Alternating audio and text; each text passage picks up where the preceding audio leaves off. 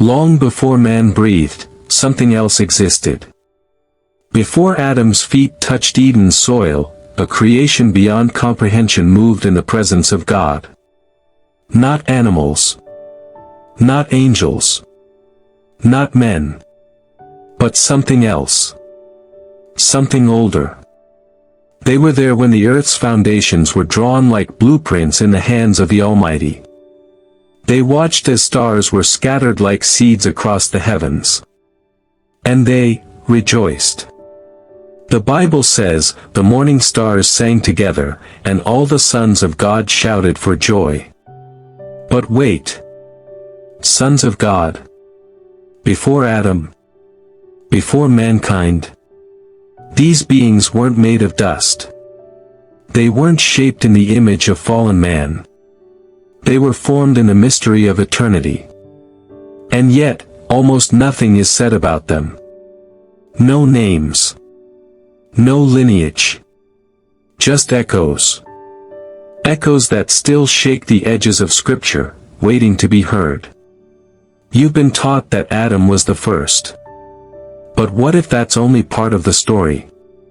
What if something, or someone, was created before him? Not human, not angel. But something else entirely. And what if the words, "Let us make man in our image," weren't spoken in solitude, but in the presence of those who already bore fragments of his image?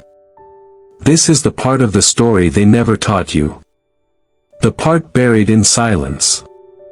The part left untouched, because it was too holy. Too strange. Too ancient. If your heart is pounding, it should be. Because this is not just knowledge, this is revelation. And if you're ready to know how they came about, drop the word "revealed" in the comments section below. Because now, we must ask, who were the sons of God? And if not from Adam, where did they come from? Now let's dive in. The sons of God, a hidden creation mystery before Adam. Chapter 1, The Heavenly Council. In the beginning, before the dust of the earth was stirred, before rivers flowed, before Adam ever opened his eyes to the breath of life, there was a gathering. Not on earth, but in the unseen realm. A throne so radiant no man could behold it, surrounded by beings not of flesh, but of light. Ancient. Glorious. Fearful in majesty. And they stood not in rebellion, but in reverence. They were the sons of God. Not born of man. Not shaped by clay. But formed in eternity, summoned by the voice of the Almighty before time was measured. They were witnesses to beginnings. They beheld the moment when nothing became everything. When the voice of God carved the universe with a whisper. These were not shadows or symbols, they were real. Present. Alive in the courts of the Most High. Job tells us, that on the day the earth was founded, these sons shouted for joy. They sang as the foundations were laid, rejoicing at the boundaries of the oceans, marveling as light split from darkness. Their song was not one of entertainment, it was the anthem of awe. They understood the weight of what was unfolding. They had seen power, but never like this, creation, born from command. And yet, their roles did not end with observation. Scripture opens a curtain into a scene not often preached, a scene where the unseen meets the seen. There came a day, as recorded in the book of Job, when the sons of God came to present themselves before the Lord. It was not chaos. It was counsel. It was not myth. It was structure. The throne was not silent. It was surrounded. And he stood in the midst of them, God, in the congregation of the mighty, judging among divine ones. The heavens were not empty chambers. They were filled with watchers, holy ones, appointed to carry messages across dimensions, decrees written in glory, dispatched like lightning from his presence. prophet, Micaiah, was granted access to glimpse behind this veil. And he did not see a lonely God musing in solitude. He saw a gathering.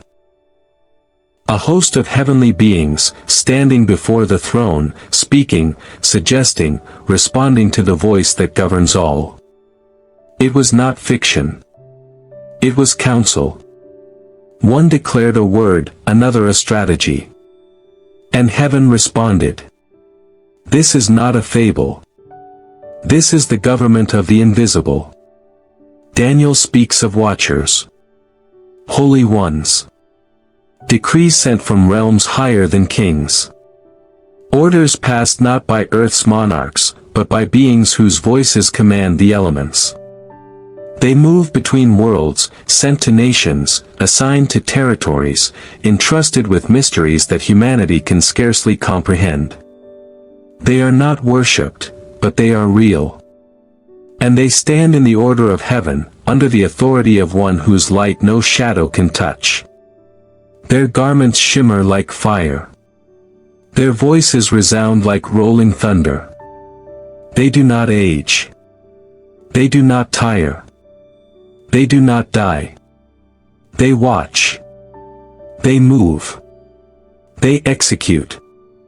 And before Adam walked, they flew. The world did not begin with man. It began with glory.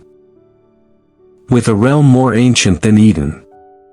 A place where eternity speaks and time bows low. And in that place, the sons of God gathered, clothed in brilliance, dwelling in obedience, aligned with purpose beyond imagination. This is the council of heaven. Where decrees are birthed. Where destinies are forged. Where the fate of kings is weighed and the course of nations is decided, not in chaos, but in divine order.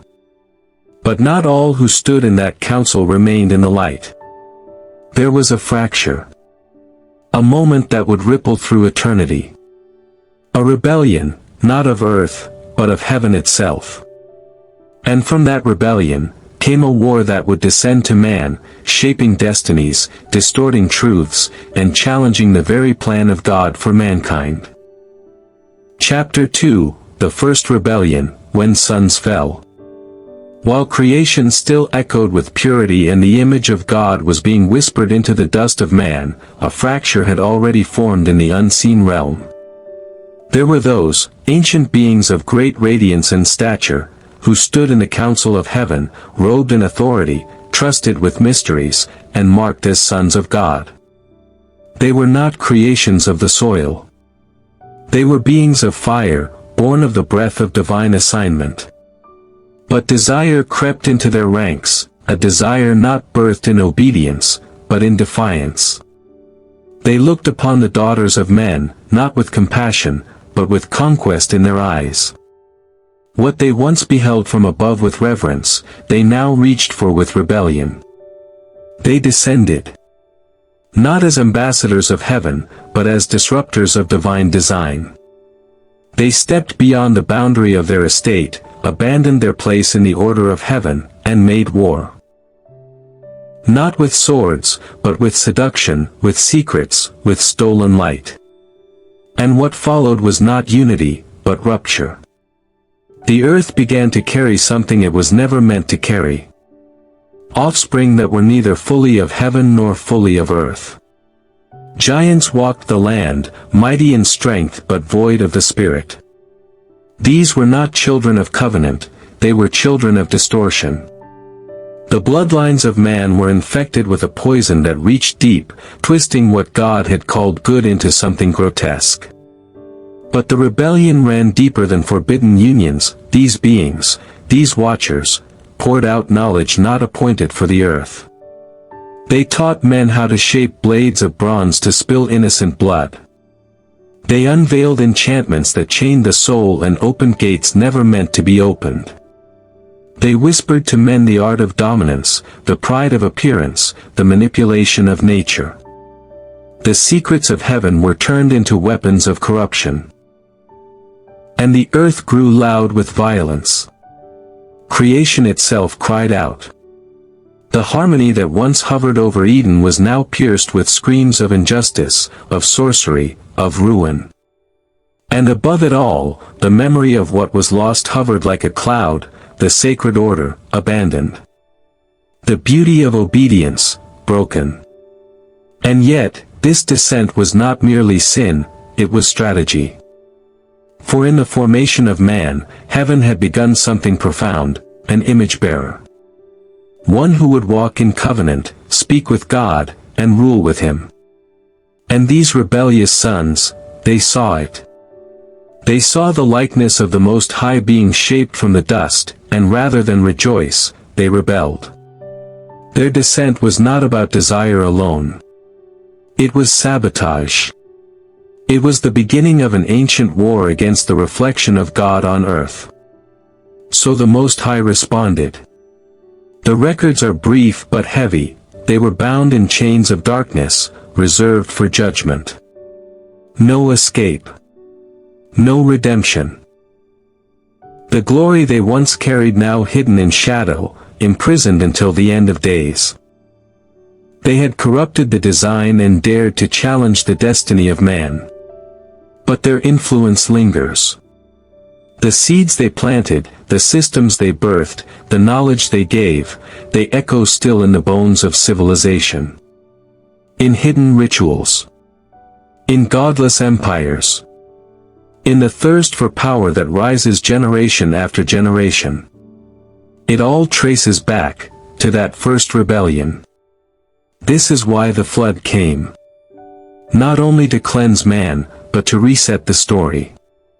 To silence the cries of hybrid wickedness that threatened to wipe away the line of promise. It was not just judgment, it was preservation.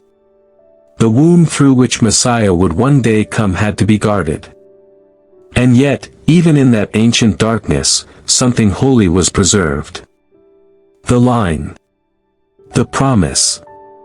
The covenant people. For not all were corrupted. Not all were lost. And as we press deeper, we must now ask. If these sons of God once walked the heavens, and some walked the earth, could there be those whose loyalty never wavered? Let's continue. Chapter 3, Man, the Earthly Son. In the stillness before the stars sang, before birds learned their melody and lions learned their roar, something eternal whispered through the dust of the earth. Hands unseen reached into clay, not with haste, not with uncertainty, but with sovereign deliberation. What emerged was not merely a figure, it was an image. Not a creature to crawl, but a son called to govern. Adam. Not just man, but the earthly expression of divine intent. A son, not born of womb or blood, but breathed into being by the very Spirit of God. His frame was earthen, but his essence was glory. His breath carried the signature of heaven. He was sculpted not to survive, but to rule. Not to blend with the beasts, but to stand above them. He was placed in Eden, but his origin was higher. He bore resemblance to the invisible, formed in the likeness of the Creator himself. He was the earthly Son of God. The ancient scrolls do not exaggerate. They record with reverence, Adam, the Son of God. And when heaven first said, "Let us make man in our image," it was not a poetic thought, it was a declaration of authority. A divine coronation. In Adam, the invisible God made himself visible upon the soil. He became the first representative, the prototype, the very imprint of dominion walking in the cool of the garden. And what a sight it must have been. Creation watched in reverent stillness. The trees bowed in worship. Rivers curled at his feet. Lions lay still in awe. Every beast knew, this was no ordinary man. This was a ruler cloaked in flesh. A son wearing the breath of God. And heaven saw its reflection upon the earth. He was made a little lower than Elohim, yet crowned with glory and honor. Not because of effort, but because of origin. Dominion was not earned. It was assigned. And with that dominion came the mandate: fill the earth, subdue it, reflect the reign of God in every corner of creation. This was not about religion. This was about representation. And yet, this was not the first time a son stood in glory. Years later, another man would climb a mountain, not Eden, but Sinai. His name was Moses. He walked into the cloud, into the fire, into the unapproachable light, and he stayed. He stayed until his face glowed with the residue of presence. Until his skin bore witness to another realm. He came down the mountain like one who had stood among the sons of glory. And in that moment, it became clear, what was once in Adam was not lost, only veiled. Only waiting. Man was never made for survival. He was made for dominion. He was not formed to follow the dust, but to lead the earth. Adam was not an accident, he was a restoration project hidden in clay. A throne disguised as bone. A kingdom encoded in flesh. And though he fell, the design remained. Though he stumbled, the blueprint still beat within our veins.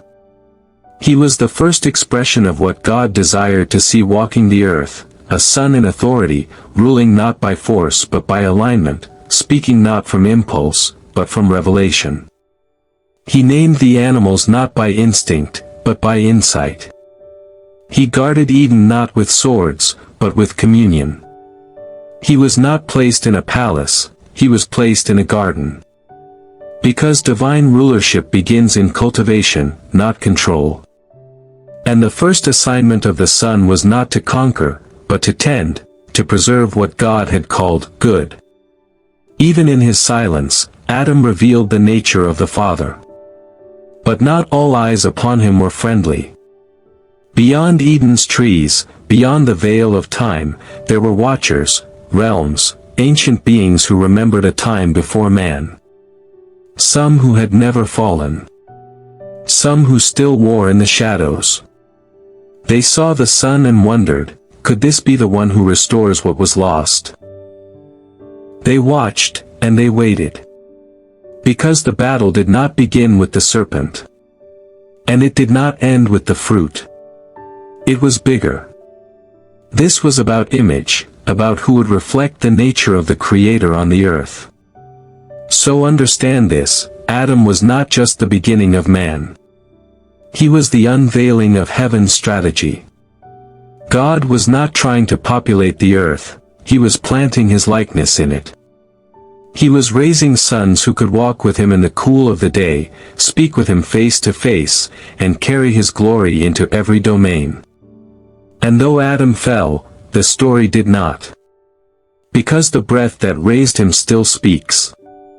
The image is not broken, it is awakening. The sons are not forgotten, they are rising again. But the battle didn't end in Eden. Because a third realm was watching, and waiting. The ones who never fell, and the ones who still war in secret. Chapter 4, The Restoration, Sons Will Judge Angels. There is a moment coming, when time will bend to eternity, and the hidden ones will rise from silence to sovereignty. Not in pride. Not in fame. But in fulfillment. The promise that has echoed through the ages is not just to be saved, it is to reign. You were not redeemed to survive. You were redeemed to rule. A day will come when judgment will not be declared from thrones of ivory, but from thrones of fire, where the sons of God, once despised and hidden, will sit beside the King of glory and execute justice over the fallen. This is not a mystery for tomorrow. It is the destiny of those who overcome today. The scriptures declare it without apology. Do you not know that we shall judge angels? Yes. Those once exalted, who abandoned their place, will be judged not by prophets, not by priests, but by the sons, the redeemed. Those who were once dust will carry divine authority. Not by status, not by merit, but by union with the one who overcame all. This is your destiny, not merely to be forgiven, but to be crowned. The throne is not a metaphor. The crown is not symbolic. It is real. Authority has weight in the spirit. And it will be entrusted only to those who have been refined in secret, those who endured in silence, who walked in purity when no one watched, who chose obedience when applause was absent. These are the ones who shall reign with him. To the one who overcomes, he says, I will give power over the nations. Dominion not for control, but for order. You shall speak, and it will be established. You shall judge, and righteousness shall roll like thunder. Not as angels, not as watchers, but as sons. And the promise does not stop there. He who overcomes shall inherit all things, not some. All. The heavens. The earth. The ages to come. The kingdom shall not be ruled by strangers, but by those who walked in intimacy with the King. You were not merely rescued, you were restored for a seat that has awaited you since before you ever knew your own name. This mystery was unveiled once on a mountain. Christ stood, radiant in light, and beside him stood Elijah and Moses, two men who walked with God, now clothed in eternal glory. This was not a show of power. It was a prophecy of identity. A glimpse of what is coming. Those who walk with him, shall shine like him. Those who overcome, shall sit with him. And even now, the heavens are being prepared. Crowns await, not of gold, but of obedience.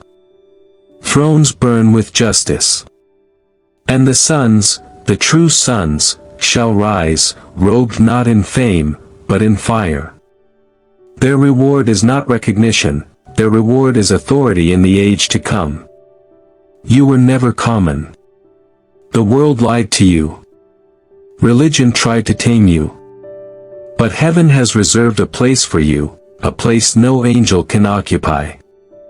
And when the final trumpet sounds, it will not only be a gathering. It will be a coronation. This is your inheritance, not a seat in the crowd, but a seat in the council. The sons of God were never a myth. They were never angels in disguise. They were always the pattern. And now, you carry the mystery in your very blood. The time has come. The call has gone out. Rise. And reign. And if this word burned in your spirit, don't let it fade. Like this message. Share it with others. And drop your voice in the comments. Let the world know, the sons are awakening.